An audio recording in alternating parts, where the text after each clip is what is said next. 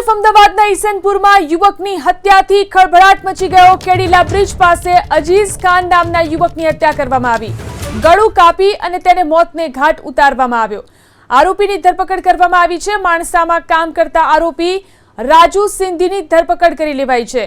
મૃતકની પત્ની અને રાજુ વચ્ચે હતો પ્રેમ સંબંધ। અજીઝ અને તેની પત્ની 2 વર્ષથી રહેતા હતા અલગ। મૃતકની પત્ની અને રાજુ 2 વર્ષથી વટવામાં સાથે રહેતા હતા। 2 માસ પહેલા રસોઈ બાબતે ઝઘડો થતા રાજુ અને મૃતકની પત્ની અલગ થઈ ગયા હતા। અજીઝ ફરીથી પત્ની સાથે રહેવા લાગતા હત્યા કર્યાનો ખુલાસો। ગઈકાલના મોડી રાત્રે 108ના માધ્યમથી ઈસનપુર પોલીસ સ્ટેશનમાં જાણ થયેલી કે એક અજાણ્યા વ્યક્તિની લાશ કેડીલા બ્રિજ પાસે મળી આવેલ છે।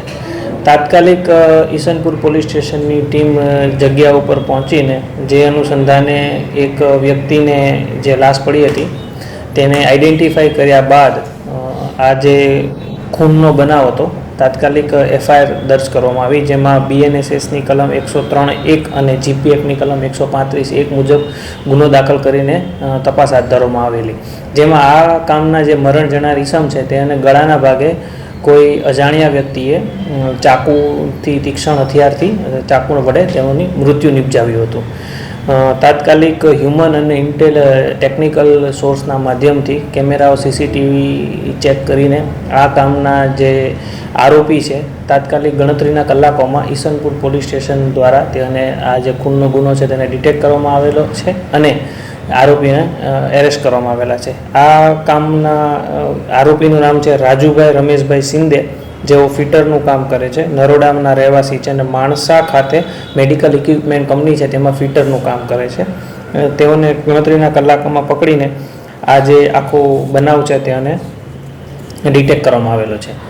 આ જે હત્યા પાછળનું મૂળ કારણ છે કે આ કામના જે મરણ જનાર છે તેઓની પત્ની સાથે તેઓને અણબનાવ હતો અને છેલ્લા 2 વર્ષથી તેઓ અલગ રહેતા હતા। આ 2 વર્ષ દરમિયાન આ મરણ જનારના પત્ની સાથે આ કામના જે આરોપી છે તેઓને પ્રેમ સંબંધ થયેલો હતો અને તેઓ જોડે વટવા ખાતે રહેતા હતા।